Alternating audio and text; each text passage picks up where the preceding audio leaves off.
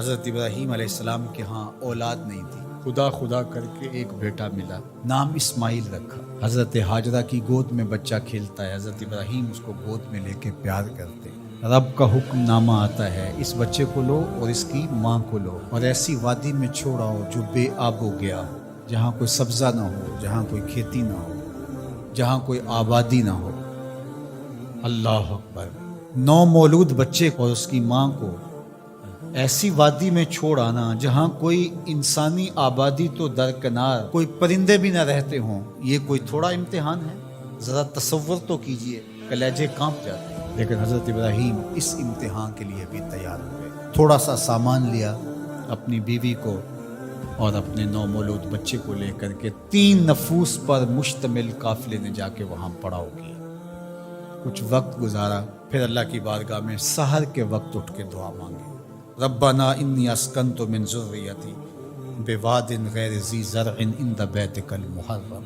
اللہ، میں اپنی ذریت کو، اپنی نسل کو، اپنی اولاد کو ایسی وادی میں تیرے آسرے پہ چھوڑ کے جا رہا ہوں جس وادی میں کوئی کھیتی نہیں، کوئی سبزہ نہیں۔ دعا مانگی، تھوڑا سا جو توشہ تھا، سامان تھا، سپرد کیا اور واپس پلٹنے لگے۔ حضرت ہاجرہ نے تمسکت بعزیالہ، آگے بڑھ کے دامن پکڑ لیا، کہا اس تنہائی میں، اس بے آب و گیا وادی میں چھوڑ کے ہمیں اس وقت کہاں جا رہے ہیں؟ کیا جواب دیتے؟ خاموش ہو گئے۔ تھوڑی دیر گزری، پھر قدم اٹھایا تو پھر بیوی نے دامن پکڑ لیا اور حضرت ہاجرہ بولی، اس وادی بے آب و گیا میں ہمیں چھوڑ کے کہاں جا رہے ہیں؟ حضرت ابراہیم کوئی جواب نہیں دیتے۔ ذرا تصور کیجئے، آپ بھی صاحب اولاد ہیں۔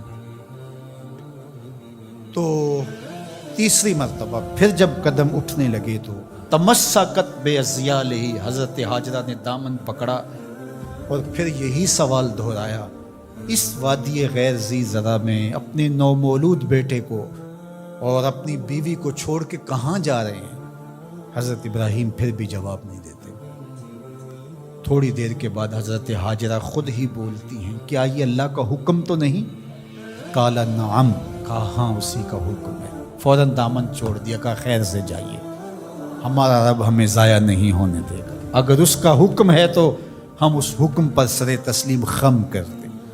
اگر یہ امتحان حضرت ابراہیم علیہ السلام کا تھا تو میری مائیں اور بہنیں بھی سن رہی ہیں اور آپ بھی ان جذبات سے آگاہ ہیں۔ ایک ماں کے لیے یہ کتنا بڑا حوصلہ تھا۔ اگر سلام ابراہیم کو تو سلام ہے سیدہ ہاجرہ سلام اللہ علیہا کو۔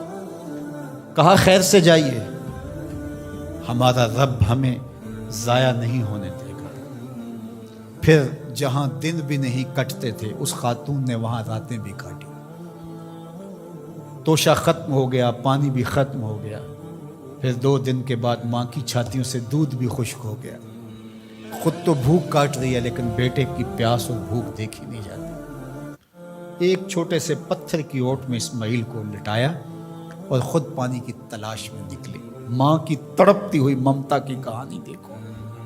اللہ اکبر۔ کبھی صفا پہ کبھی مروہ پہ 7 چکر کاٹتی ہیں۔ پھر جب 7ویں چکر میں مروہ پہ پہنچی، اطراف میں دیکھا، کہیں کوئی پانی کے آثار ہویدا نہیں ہوئے۔ گزرتے گزرتے بیٹے کو بھی دیکھتی تھی، نشیبی جگہ سے بھاگ کے گزرتی تھی، وہاں لال نظر نہیں آتا تھا۔ مروہ سے دیکھا، دور اوٹ میں پڑا ہوا بچہ تڑپ رہا ہے، لگا زندگی کی آخری سانسیں ہیں۔ مروہ سے دوڑ کے جو ہی قریب آئیں تو منظر بدلا ہوا تھا۔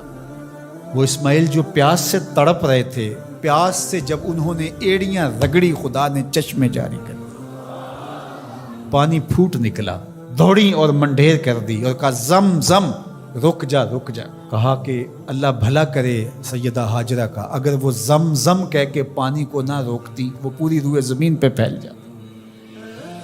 اللہ اکبر۔ یہ حضرت ہاجرہ کا امتحان تھا اور امتحان میں وہ بھی سرخرو نکلی۔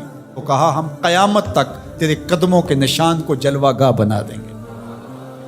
آج عمرہ ہو، حج ہو، وہاں کج کلا بھی دوڑتے دکھائی دیتے ہیں، بادشاہ بھی دوڑتے دکھائی دیتے ہیں۔ ان راہوں پہ پیغمبر بھی دوڑے ہیں، ولی بھی دوڑے ہیں، امام الانبیاء نے بھی سعی کی ہے۔ مالک کوئی دوڑنا بھی عبادت ہے؟ کہا جن راہوں پہ میری بندی دوڑی ہے قیامت تک ان راہوں کو جلوہ گاہ بنا دوں، اور ان پست قامت پہاڑیوں کو میں اپنی نشانیاں قرار دیتا ہوں۔ ان الصفا والمروۃ من شعائر اللہ، یہ اللہ کی نشانیاں قرار پائیں، عزتوں کے نشان بن گئے۔ اللہ اکبر۔ یہاں ایک ماں اپنے بیٹے کے لیے بے تابانہ دوڑی تھی۔ اچھا، راستے کے اندر نشیبی جگہ سے دوڑ کے اس لیے گزری تھی کہ وہاں بیٹے کا چہرہ نظر نہیں آتا، اور یہاں ماں بیٹا اکٹھے دوڑ رہے ہوتے ہیں، حکم ہے بیٹا دوڑ کے گزرے، اس لیے کہ اس ادا کو ادا کرنا ہے۔ وہ تو پانی کے لیے بار بار ادھر ادھر جا رہی تھی، حاجی کی بغل میں پانی کی بوتل ہوتی ہے، پھر بھی دوڑ رہے، پانی کے لیے نہیں دوڑ رہا، حاجرہ کی سنت کو ادا کر رہا۔